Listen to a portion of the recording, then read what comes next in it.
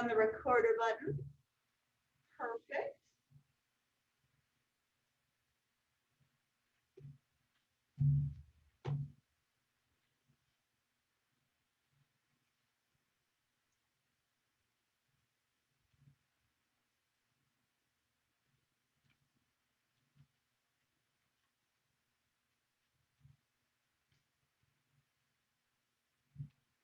Okay. Before we get started, I'm going to preface this class the same way as I did last class. If you do something based off of what we did today, this counts as your homework. That could be you did something, follow along with me in class because you wanted to do it that way. Maybe you go home and you're like, that thing was real cool, I'm going to make a thing. That counts as homework. Again, you don't have to fully render it. You can render one still. You can make a play blast.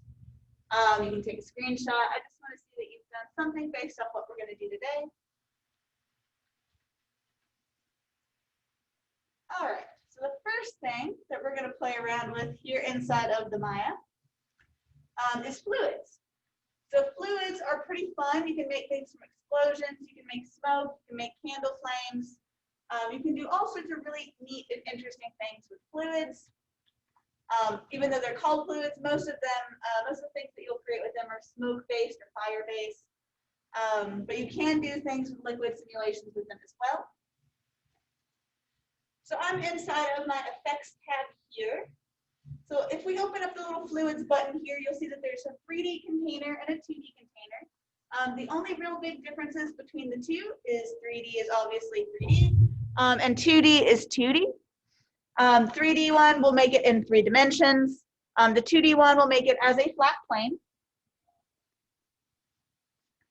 So I'm going to create a 3D container here. Now, when you're working with these containers, there's a couple things you do need to know about fluids. It automatically comes up here and sets your base resolution to 10. This base resolution is actually the resolution of the bottom of your box here. So I'm just going to move my entire fluid container up in space just so it's a little easier for you guys to see. And I'm just going to turn my grid off. So you'll see I have 10 squares by 10 squares by 10 squares by 10 squares. That's because my resolution is 10. Now, when you are resizing your box, you do not want to use the scale tools. All that does is scales those voxels. It doesn't actually change the size of your box.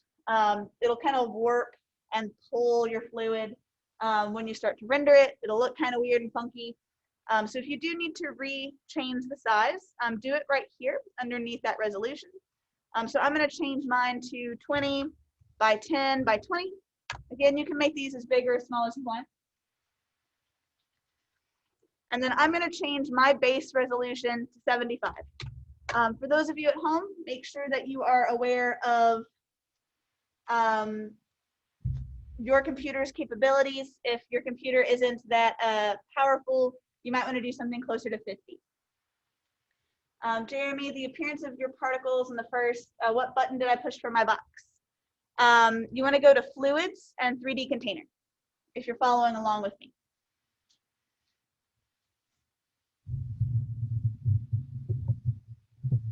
You're good. All right, so how this works is I now have a 20 by 10 by 20 sized voxel. Nothing changed here on my base resolution. You do have to click the back button to make it show up or let it play through a simulation all the way through. So now you can see I have 75 by 75 by 75 pixels or voxels in my simulation. It's quite a lot of tessellation, but that'll get us a little bit of a better result when we hit play. So just to kind of show you, if I go back to 10 and hit play, looks about, ooh, I'm in a wireframe. Looks about like this with 10 resolution. It's kind of bleh, doesn't really look that great. Kind of looks like an amorphous blob. But if we change that to 75, hit the back button and then hit play, you'll see I get something that looks a little bit cleaner. Now the higher you take that base resolution, the better your simulation will look, but it'll also sacrifice some performance on your computer. The highest I think I ever pushed it was 700 base resolution, and it was slow. So just be aware, the higher that number goes, the slower your computer might run and or crash, which is what happened to my home computer. It died. So we then have these boundaries here, boundaries X, Y, and Z. Pretty much what those say is, hey, I want to act like an invisible glass wall on either the X, Y, or Z axis. So if I change my boundary on Y to be none instead of Y, instead of it hitting a glass wall, it goes through it. So it kind of acts as though it's got holes through it. There's like the wall isn't there, but visually it is. So I'm going to turn that back to both sides. You can also do just the Y side, which is up. So it'll have just a boundary here, but not below. You can do the opposite. I'm going to change it back to both sides. Then we have our content method. This is how this fluid is interacting and changing based off of different inputs. So currently, it automatically defaults to density and velocity. Alex, that's fine. Just let me know. We shouldn't be here for longer than like an hour, I don't think. But density and velocity are the base two. You can't really turn those off or on. I mean, you can. There is an option for it. But if I turn this velocity to static grid, it does not move. I could also turn it just off. Does not move because it has no velocity. And then I can do the same thing with density. I can turn it on to static grid. It does not move.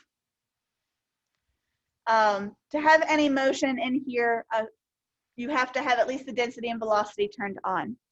Now, you can also turn on our temperature and fuel. I'm going to do that. What this pretty much says is, hey, I'm going to throw some fuel into my fluid here, give it a little bit of gasoline, and maybe light it on fire. So if you do want to do something like an explosion or an actual like gas fire, having these turned on will help get your fluid to actually act a little bit more like a simulation that would have some fire to it. Next, we have display. Display is pretty nice. It lets you see what you're doing. Currently, our shaded display is what it would look like when it's rendered. So mine is a amorphous white blob. But you can also show just density, temperature, collision, and then nothing if you just need to not see anything. You can do that. We then have slices per voxel. Currently, remember I have 75 by 75 voxels. Each one of those is emitting 2 particle slices per voxel. Pretty much you can add more of those and get a little bit more tessellation inside of your fluid at the cost of some memory. We also have quality. Currently it's faster. You can change that to better. It'll just act a little nicer. I'm going to leave mine on faster for now. And then we have our boundary draw. Boundary draw is nice. The boundary draw is that bottom checkerboard that also those little green lines and top to my box. But you can change this. So let's say you're like, because I really like to have my bottom visible. I like to see what the very base of what my stuff can do. But you can also turn it completely off if that's something that you personally prefer. You can also turn it to be reduced. So it will only show you the sides that you're not looking through. That's kind of nice. You can also look at just the outline. I don't know why this one exists, but it does. It is here. It's all the outside lines all the way around our particle fluid system. We also have just bounding box if you want something that's a bit more sleek. It's just the outside area. And then the one that I really don't understand is full. It's 75 by 75 times like 75 or something like that. Since that's what mine is, there is no, you can actually see where each individual cut through our fluid is. It's just hard to see. Can't see what's going on. So that's all personal preference. I'm going to put mine back on bottom. You can also turn on numeric display if you need to look to see if there's a specific fluid piece that might not be acting correctly. You can turn this numeric display to temperature, and you can see each individual number based off of the temperature in here. There's also density and fuel. The other personal preference is wireframe display. So currently mine is set to particles.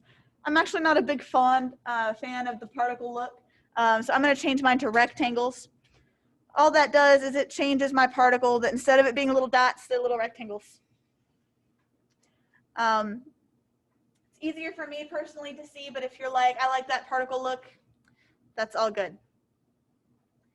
Now, something else to really keep in mind, if you have a lot of turbulence, or if you're trying to figure out which direction that your wind is going and how your velocity is moving inside your fluid, make sure you turn on this velocity draw. This velocity draw will get you a good idea of what your fluid is doing. So you can see my fluid is moving up, all my arrows start pointing up, and then the ones closer to the top of this mushroom cloud start pointing out. This is just a really good visual to double check to make sure that your fluid system is working in the correct way. I'm going to turn that off. Next, we have all the stuff that makes your simulation act like a simulation. We have our gravity, viscosity, friction, the dampening to see if we can't slow it down. And then we have our mathematics stuff all in here. So currently gravity is set to normal Earth gravity. It's 9.8. You can put a minus sign in front of that and make it negative 9.8. So instead of your fluid going up, it will go down. Because remember, your fluid acts more like a gas than a solid. So now it is going down. We then have our viscosity. The higher this number goes, the slower and more viscous your particle goes. So you can see now mine's going really sluggishly down, almost like it's honey or lava. Nice and slow. And then it will slowly ooze across my surface. We also have our friction. This will do the same thing. It'll add more friction to your simulation. And then the more dampening you have, the slower, more sluggish things will go. Next is the solver. Again, this is your math. This uses real-world calculations for you, so you don't have to actually do the math yourself to change how certain things interact. There is a different one called Spring Mesh. It does nothing. Then we also have our high detail here. All this changes is how it's looking when you're rendering it and how it solves. It'll add a little bit more numbers into your solver. I'm going to leave mine off, but all grids is really nice. It'll add a bit of nice detail in here. It'll slow your sim down just a little bit and get you a really nice look to it.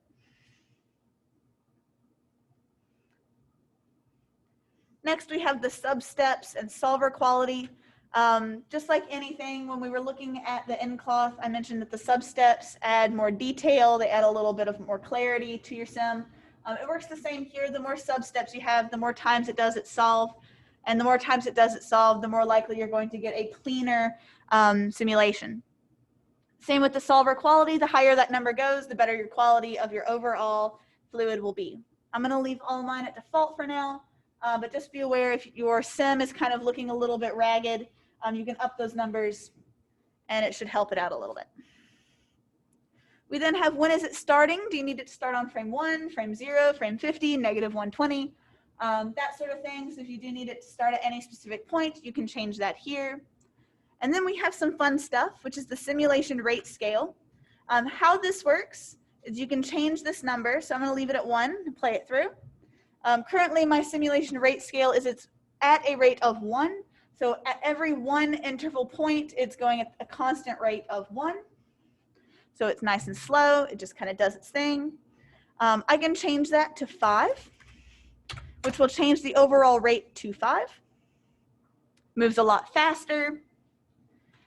Goes a lot further. It's emitting at a rate of 5 instead of 1.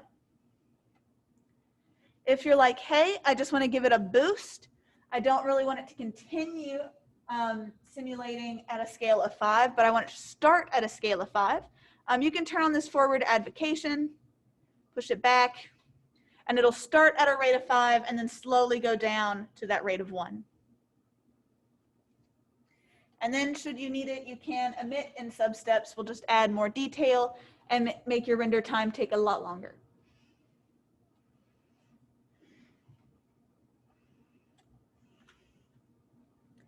We then have our liquid. You can enable liquid simulations. This will make it act more like a liquid, less like an air.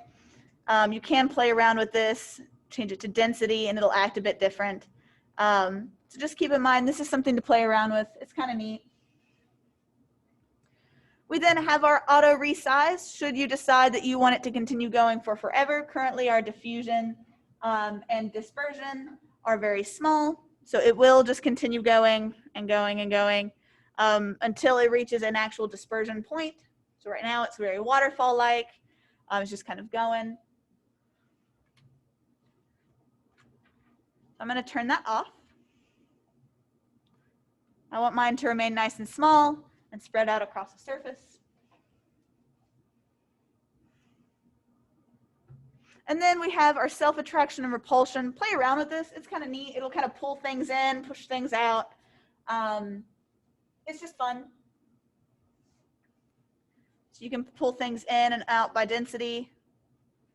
Let's do like a nice high self-attract. So you can see it's more pulled here in the center. And then we have our content details. All of the content details section is how this fluid will act, how it will do the things it needs to do, and how you can control how it appears. So this first section is the density. How dense is this fluid? So density scale is how dense itself is. The higher this number, the more dense. The lower this number, the less dense. So if you need it to be a little bit thinner, but you don't need any opacity overall, you can turn down this density scale. We have our buoyancy. The higher this buoyancy number, the faster it will fall because my gravity is in the negative. But if you have yours in the normal positive, it will fly up faster. You can also take it in the opposite direction and into the negative, and it will do the opposite. So you can see all of my fluid now starts going up because I am in the negative buoyancy. And then we have dissipation. Dissipation and diffusion are very similar. The way it's easy to remember is dissipation is how quickly it takes for something to disappear, and diffusion is how fast will you smell the pizza when it walks in a room. That's how I remember it. So if I, for instance, up my dissipation quite a lot, you'll see it now diffuses quite quickly.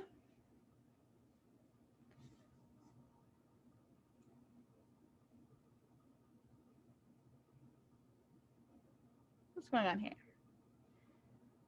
My gravity's broke.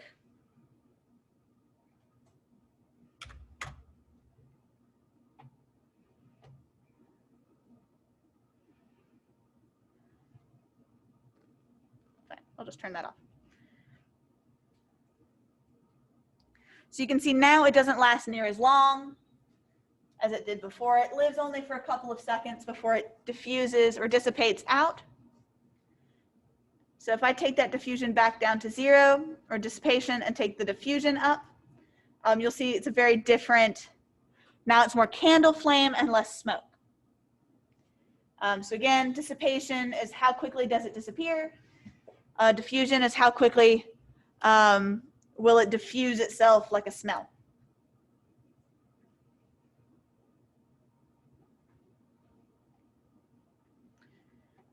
Then we have density, pressure, and threshold. This is how much pressure is behind your fluid. Does it need a little bit of a push?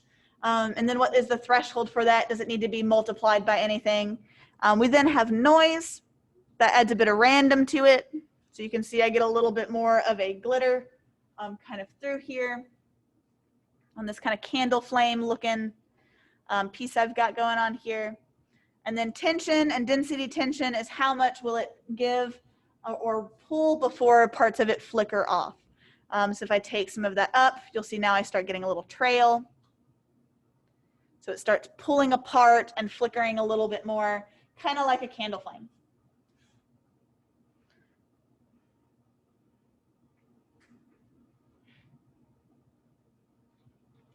Then we have our velocity. I'm going to come up here and I'm going to turn this visual off for you guys. It's jittering real bad. And we then have our velocity. This is how quickly things are moving in any direction. We can add swirl. So I'm going to make a large swirl so you can see we get more of a curl happening to our little magical flame that we're going to make here. You can add a little bit of noise to add a bit of random. Then we have our turbulence. This is how turbulent or movable is your overall fluid. So for instance, if I up my strength really far, it is really turbulent. It's flying around. With all of these, the velocity and turbulence, less is more. It adds just a little bit of nuance to it. And then you can also change the frequency, which is a type of noise in here, as well as the speed. If you need to up your speed, you'll see that the simulation will change a bit.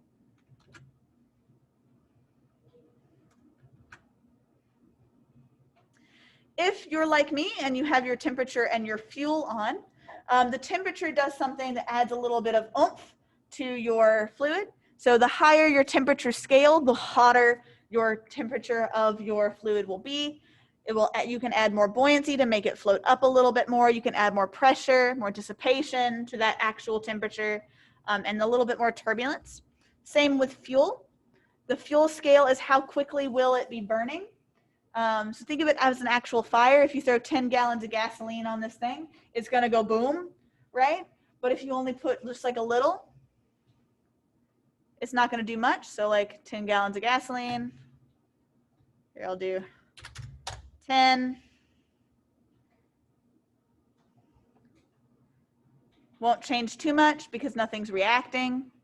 But if I change that heat release to like 50, boom. So just be aware. How much heat do you need? How much light do you need? So for this, the heat's probably not more than maybe 1, but my light release is probably closer to 1. So if I need it to be a little bit brighter, I can have that light up a little more. Since I'm probably making a magical candle right here, I can up that to maybe 5. And then when we do look at our light in a minute and render this, it should glow pretty bright. So a couple down, we have our surface. This is actually how the surface itself is rendering. So currently it is a volume. If you change this to surface, you'll get a slightly different solve. So you'll see like a blobby kind of surface instead of a fuzzy kind of volumetric surface. We also have a soft surface and a hard surface. They're really not too much different, at least in this kind of way. So if you're trying to think if you want to make your fluid into a mesh, this is a good way to kind of preview it. I'll take that to volume. Then we have our shading. This is all the visual aspects of this fluid. So currently my transparency is pretty low. It's about a little under middle. The lower you take that, the thicker it will become. So the closer to black, the more visible it becomes. Closer to white, the less visible it becomes. So keep in mind this when you're trying to figure out how visible or see-through you need your particle here. So I'm going to take mine a little bit closer to original. There is a glow intensity in here, so if you need it to glow a little bit more, you can pop that up. Then we have our color. This is the visible color of your particle. A good thing for this one, I like to go a little bit into my simulation, a couple of frames. And then just like with particles, we can click this little arrow box right here. It won't let you click on the fuel settings. Did you have it turned on? You can check if it's turned on all the way up here at the top. And if your temperature and fuel have this dynamic grid, it should let you click stuff. If it's not on, it'll say off, and then it won't let you click stuff.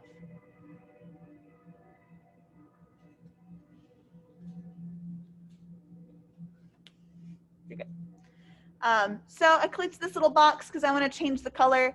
I'm only going to add maybe 3 colors in here for this one.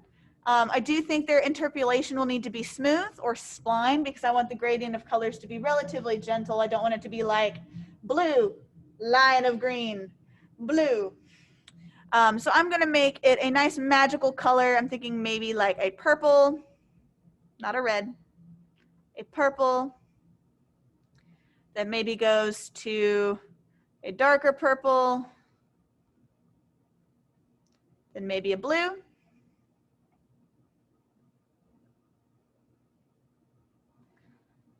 Nice little gradient there. And you can see I kind of get a little bit of that gradient happening here. Currently, my color input, just like with the particles, is automatically set to constant. There is a bit of a different system that happens inside of fluids, though. We have gradients instead of over time. So you can do a different gradient depending on what you're looking for. You can also do density. The more dense, the closer to one of these colors it will be. There is temperature, the hottest part being the side closest to this far right, because that is where the brightest part of our incandescence is. We also have fuel. The more spot where there is filled with fuel is the part where there will be a brighter color. Then we have pressure. Where there is more pressure, it is closer to the left side. And then the faster something goes, closer to the right side or left side. And then density and fuel really won't do too much. So I'm actually going to put mine on temperature. And when I hit play, you'll see it kind of sways and moves around. And the cooler part of my fire is that furthest to the left color. So let's do fuel. Then we have our incandescence. This is how you can tell a little bit of how these colors work. So this yellow point here is the brightest part of your simulation. So it's that center point where it's being emitted from. You can also tell with my color, the brightest blue spot is the highest part of the fuel, where all the fuel is being concentrated from. So this left side is closest to the center, or the closest to the point that's being simulated. So if you have density, the most dense part will be closer, and etc. So for this incandescence, I will need to change colors. So I'm going to take my incandescence to this kind of bluish color. And then I'm going to take my outside color here and make it that lighter color. Start my sim over. And so when I render this, it should glow in those colors. So I'm going to hit render here, may or may not turn on, and there we go. I have a bluish kind of glowing flame.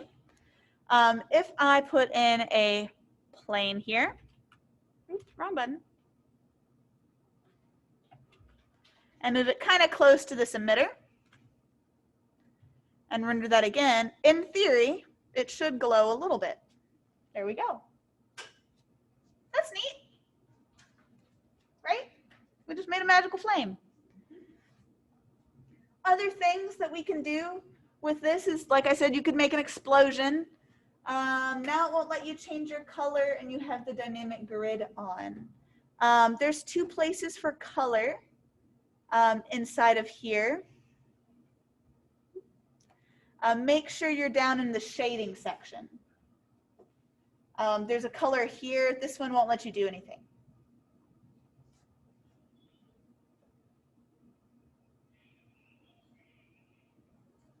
Did that work?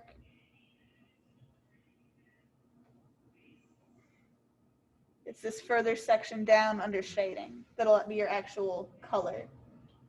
Yeah, it won't let you go into shading. Ooh, interesting. Your color method, is it using shading color, or is it the dynamic grid? All the way up in the content method. If it's not used shading color, it won't let you use the shading color down toward the bottom.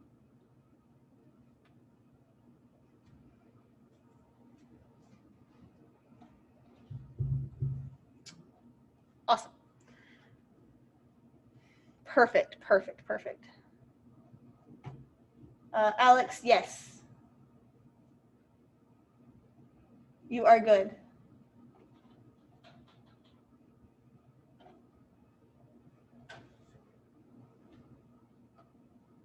All right, so things that we can do with these fluids, like I said, you can make explosions, you can make candle lights similar to like what I just did, you can make smoke, you can have multiple things in here, but there's some really other neat things you can do. Next Tuesday? I don't think so. It should be a holiday, and a made-up holiday that the president set for here on campus. Yeah, you're good. Yeah, we won't be here next Tuesday. I won't be here. Don't call me. Don't Zoom me. Enjoy your day. Go outside. Eat a sandwich, and hopefully it won't be raining. So let's look at some cool tricks. So let's say I want to take my candle flame here, and I want to have it work with particles. I want to have some particles kind of sparking out of parts. I want it to kind of follow in that motion. So what we can do is with this fluid selected, I'm going to create a small mesh. Boop.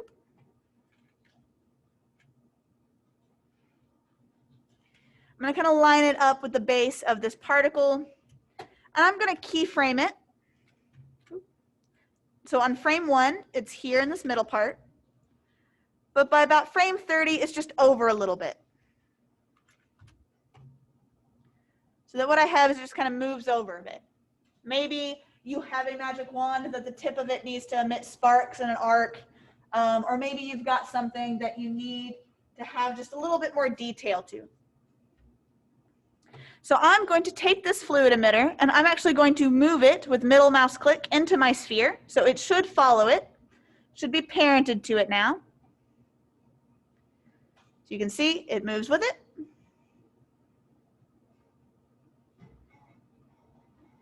It's okay if it doesn't move exactly with it. What you can also do is you can click on your fluid and your sphere, come up here to fluids and do add, edit contents, and emit from the object. Voila, it is now emitting from our sphere. Do I need to do that again? Okay. So I have my fluid, then my sphere. And when you go up here to fluids, you can do add, edit contents, and emit from an object. And since I still have a fluid emitter in here, and my fluid is still being controlled how I had it before, they will do the exact same thing. So now, if I wanted to, I could hide that original or delete that original.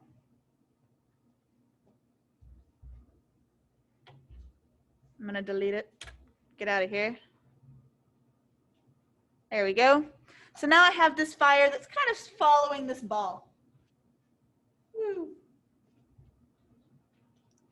So there's a couple of things we need to do to set this up, to do a nice particle advocation. Pretty much what that means is we're going to have particles follow and act how our fluid acts to add more detail to our sim. So, and like I said, you can do this with a lot of different things. So I'm going to hide or delete this plane here. I don't need this one anymore. That was just to kind of show how things were moving. But I am going to turn my grid back on so I can see it. See where I am in space. And now what I'm going to do is create an N particle. So I'm going to create a standard N particle. So not the legacy, but the one here in the middle. And then I'm not going to touch it. I'm not going to change anything about it yet. And what we have to do, if we want this particle to act like this fluid, is we need to take it and be like, hey, you need to act like this thing. So with your particle selected, if we come up here to Windows and Relationship Editors, there's this really cool button and section called Dynamic Relationships. And pretty much what that says is, hey, I want you to look at this thing while you're also doing your own thing. So if I click Dynamic Relationship, since I have the N particle selected, I can be like, hey, I can make my end particle act like my fluid because that is what is selected, and that's what automatically pops up. It's in my scene. This is everything that I could have it act like. So if I had like 6 fluids, I could pick which fluid I would want this particle to kind of act like. So I'm going to click that, and then I don't have to do anything else. I can just click the X. And when I hit play, nothing really happens, right? It's like, yeah, there's a particle happening here, but it's not doing the thing that we want it to do. So what we need to do is in that particle shape, we can come over here to those dynamic properties. Remember how last class I mentioned that if you turn conserve off, neat things can happen? This is that neat thing. So if I turn that down all the way to 0, it's acting different, right? It's not doing exactly what we would want, but it's doing something different.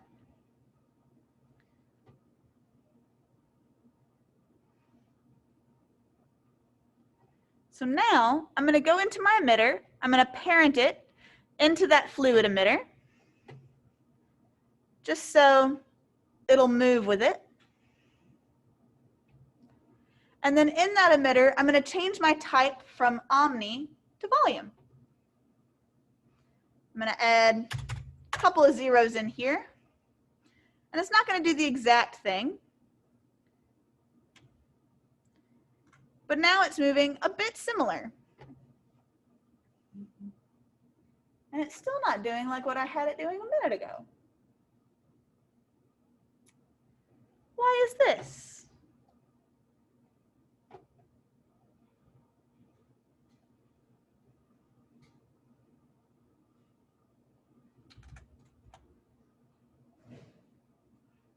I'll be quite sad if they've changed how this works.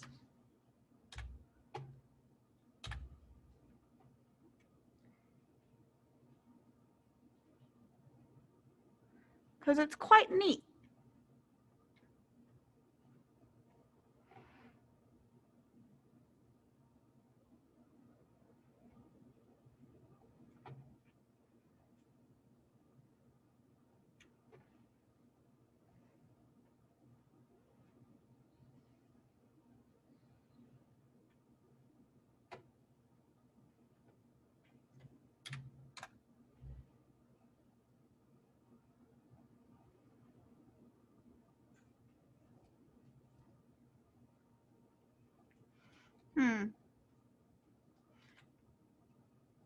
Interesting, interesting.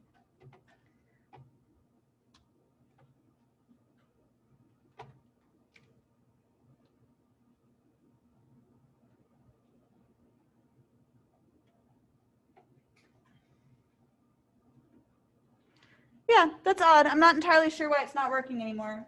It was working with 2020.1, so maybe 2020.2 did something weird.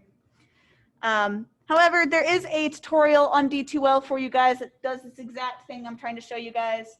So there might just be a button in here that's in a different spot and that's not just a general section anymore. If that's the case, I'll figure it out and I'll make a note on D2L for you guys. So just be aware, if you do want to do this, give this a shot. The tutorial looks like this. So that he has this fluid. A lot more. All he did was turn his to volume, the end particles emitter, change some stuff, and let's change the particle rate, added some extra particles to maybe and then his 10,000 like a fluid once he hits play. And at the same time, I'm also going to go and change our particle radius to be just a bit smaller, and let's see what that looks like. So see, his acts more like a fluid. So I don't know what's going on in here. I think it's something that's going on with Maya 2020. But it's really neat. That tutorial will be online for you guys. It's cool. So I'm going to delete all 3 of these since it didn't work. Get that out of here. But I do want to create, I'm just going to remove my sphere here. I'm just going to hide it. Well, I can't. It's advocating. But I am going to take my fluid here and turn it into a mesh. Just like we did with particles, we can do that with fluids. So all you have to do is click your fluid, come up here to modify, hit convert. And again, like I said, there's all sorts of things in here, but you can click fluid to polygon, and it will turn into a fluid. Now, unlike particles, you don't have to guess where your particle is. You don't have to change too much of your stuff in here.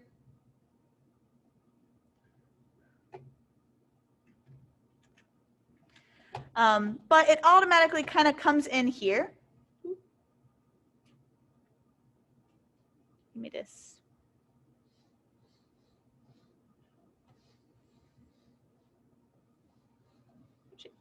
And inside of your output mesh that it pops up, you have your mesh method. Say that 5 times fast. There's triangle mesh. I highly recommend staying on triangle mesh. I made this mistake earlier when I accidentally clicked acute tetrahedra. It froze for a good like 2 minutes. It adds a lot of tessellation. However, if you want to, there is quad mesh, which makes it kind of pixely. Tetrahedra, you can see where I'm going. If I clicked acute tetrahedra, they would add so many more mesh pieces in here. I do recommend triangle mesh or tetrahedra. Now, your mesh resolution is how much tessellation is there inside of your mesh. The more smoothing iterations you have, the more mesh pieces you have in here. So you can see my mesh went up a little bit. If I take that down and add more tessellation and then take this up, it adds even more polygons into here and will slowly slow your mesh down. So now I got this lava lamp looking mesh that moves around. Questions about the fluid at all? Anyone's do anything weird or wonky? Zoom apparently closed and did something weird.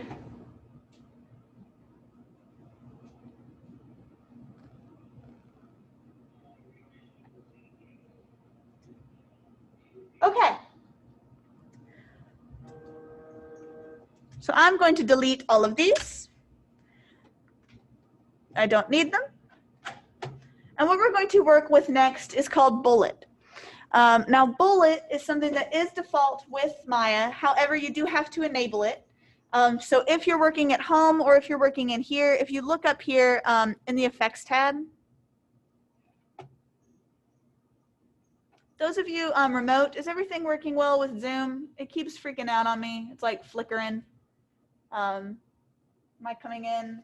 There's some lag. Okay, I bet it's the internet from this rain. So we're gonna blame the internet. If it keeps popping in and out, just start spamming the chat with "we can't hear you," stuff like that. So to enable Bullet, since you see it's not up here, we've got that Bifrost fluid, we've got Boss, we've got effects, we've got fields and solvers, we've got all of our in, particles, cloth, and constraints and hair, but we don't see Bullet. So you do have to enable it. So you got to go Windows, Settings and Preferences, and Plugin Manager. And inside of here, there's 2 things you have to enable. It's this ABC Bullet. You just got to click load. If you know you're going to be doing stuff with a lot of VisFX stuff, like for mine at home, I keep this auto load on so it automatically turns on every time I turn my computer on. And then there's this bullet down here. You can click load and auto load. You don't have to click auto load if you don't think you're going to be using Bullet too terribly much. So those of you at home, if you're like, yeah, I don't see myself using Bullet past today, that's fine. You don't have to auto load it. And if you're here in class, next time these computers turn off, it'll reset it, so don't worry about it. So once you get these 2, this ABC Bullet and this Bullet turned on, you can just hit close. You'll now see that between Boss and caching, there is Bullet. What Bullet is it is a simulation destruction physics creator and engine. It's really neat. So I'm going to create a cube. I'm going to lift it up a bit. I'm going to make sure I'm on frame 1. Then I'm going to duplicate this cube, and then I'm going to duplicate it again, and duplicate that again, and duplicate that again. And then I'm going to take all of these cubes, and I'm going to duplicate that, and duplicate that, and duplicate that, and duplicate that. And then again, I'm going to highlight all of these, see if I can crash Maya, and duplicate that, then duplicate that, then duplicate that, then duplicate that, and maybe one more time for good measure. So now I have all of these cubes. The really important thing when working with Bullet is anytime you make a change, whether it be a small number change, a drop-down menu, or creating anything, you have to be on frame 1. If you're not on frame 1, zoom.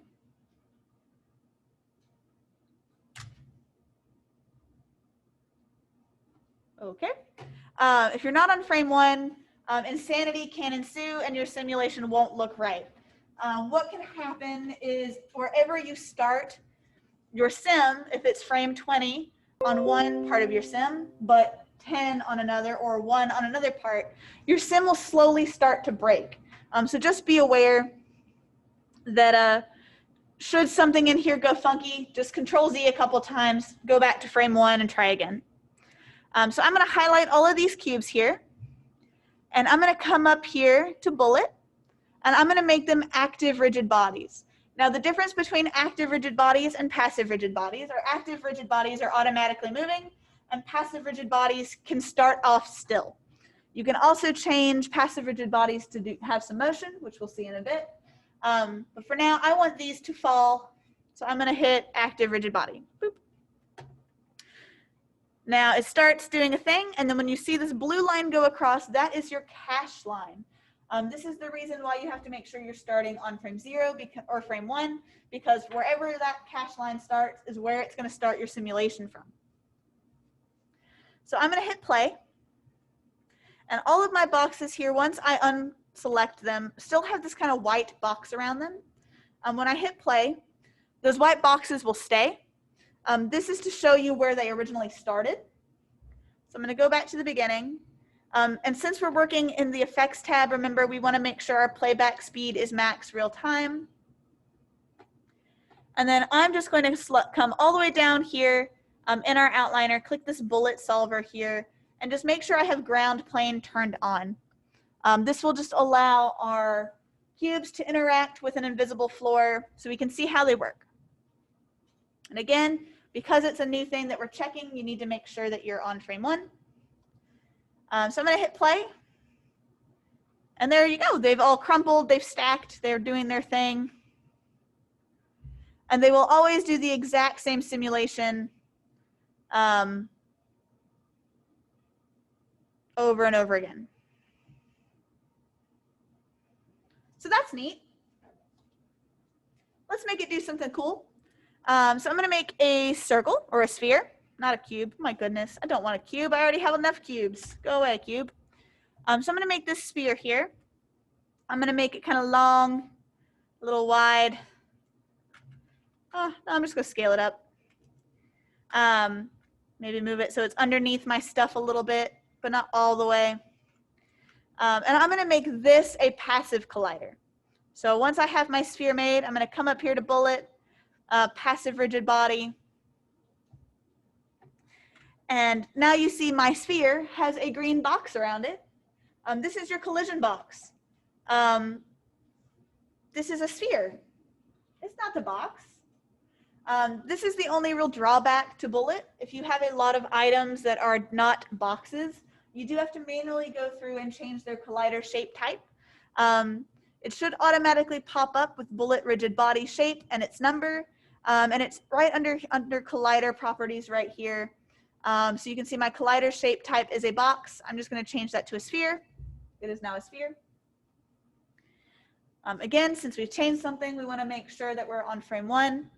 And then when we go back and hit play, we get a slightly different simulation. They're now interacting with each other. That's cool, right? Does anyone have any questions about this so far?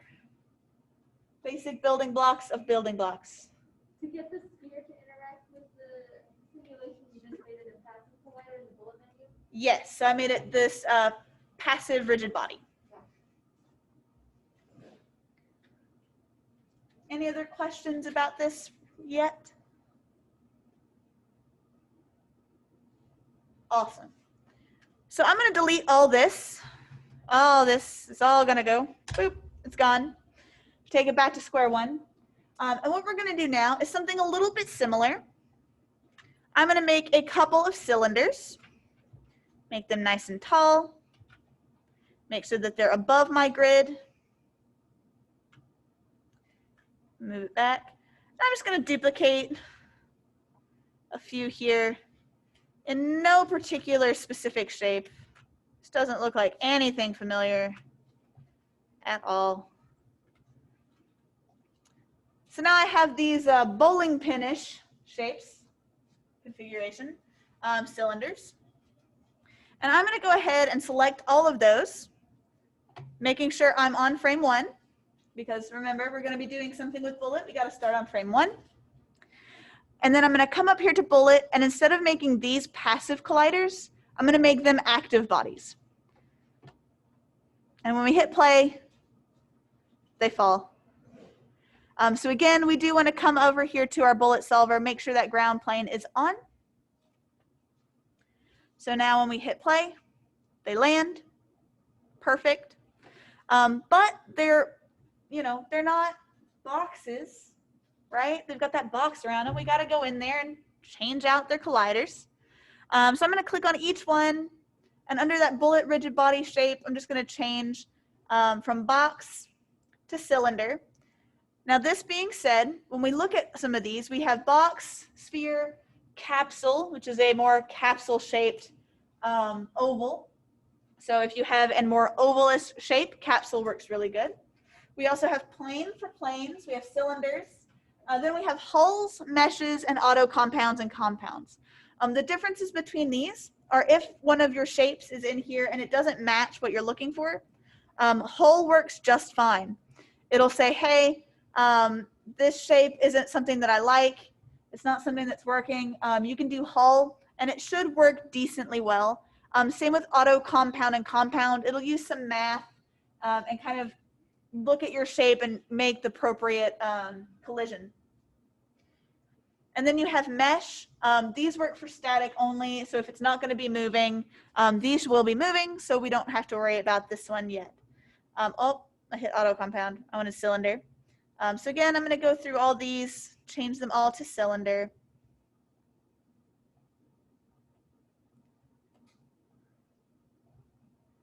Like so. And all that will do is say, hey, I have these cylinders here. I need them to act like cylinders and have the collision of a cylinder. So what we need to do now is I'm going to make a sphere. I'm going to pull it back a bit, and I'm going to make sure that it is above my grid. And instead of making this an active body, because I don't want it to just like fall through space, I want it to have some motion, and I want to be able to put some velocity and force behind it. So I'm going to make sure this is selected, and with my bullet, I'm going to make it a passive rigid body. Now, when we first made the other passive body, it was a body type of static. So it doesn't move, it just sits there, it doesn't really do anything. I don't know who Thunderhawk Canyon is, but they're calling me. Interesting.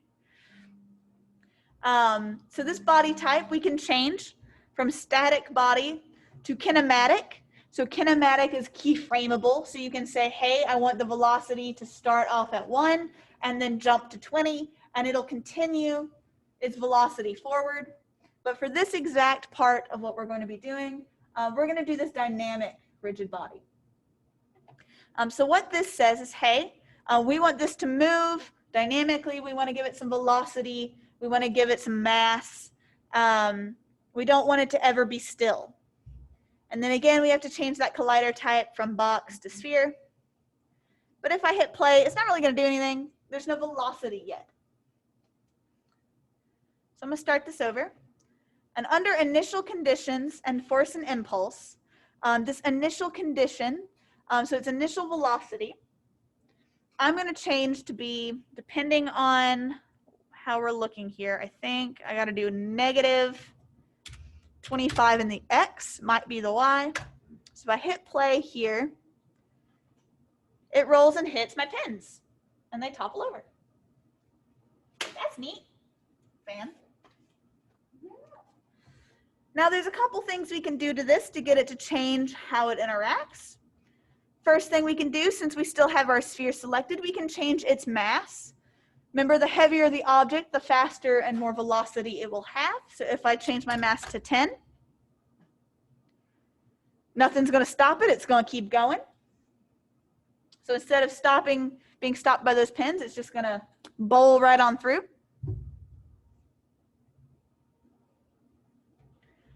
We can also give it a little bit of an oomph for the initial velocity. So we can say, hey, go up by like 1. So you can see it kind of has a little hop at the beginning. Or we can say, hey, go up by 10.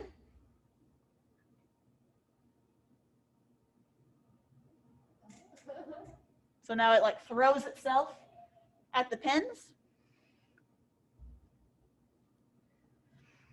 And then we can even do that with our pins themselves. So if I click this lead one, the one that it always keeps hitting, and I'm like, hey, I want it to hit and I want them to interact, but I don't want it to move near as much. Right now its mass is 1. I can be like, no, 50. I want it to be heavy. So now it'll stop that ball, but they'll still interact. So this is cool, right? It's fun. Does anyone have any questions about any of this? Now I'm going to throw some fun stuff in here for you, just so you know it's there. I'm going to turn off the velocity of my sphere. In the up direction, I'm going to take that back to 0. And I'm going to give it the impulse to go up. So I'm going to do it by 1. What impulse does is it says, hey, I want you to go in this direction regardless of how gravity and things interact. So I'm going to hit play. So I really didn't do too much, right? The impulse isn't that big. If I say 10, it's a going. Woo. So you can add some interesting forces in here to kind of get different simulations within Bullet. Now, I do have a couple of different tutorials online for Bullet for you guys. I think one of them is a wrecking ball. You model some chain, you model the wrecking ball, and then you like make it dynamically kind of like weigh itself down and it can swing. It's really neat. But again, you don't have to do that. It's for if you're a little bit more interested in how this works, it's available for you. And the last thing, we're not going to go over it in class, but if you're interested in it, I do have a bunch of tutorials on D2L for you guys about how to do hair and fur inside of Maya. So if you guys are interested in how it works, there's a couple things on D2L for you guys to kind of read through.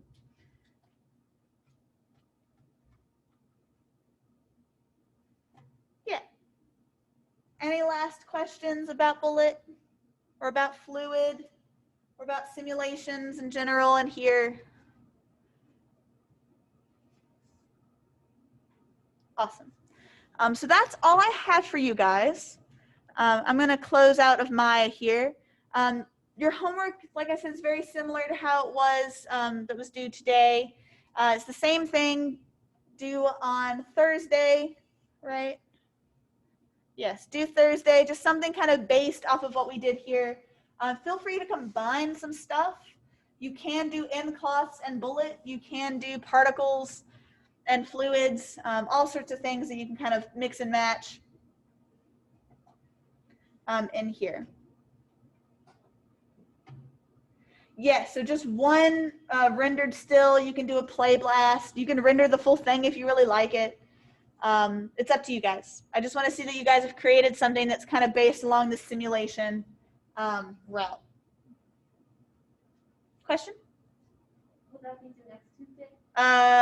Thursday. This Thursday. Yes. This coming class. And then we will start project 4 that day, which, like I said, is a big old bundle of fun. It's really fun to play with. Any other questions? If not, those of you remote, y'all can go if you like. Those of you in here, y'all can leave if you like.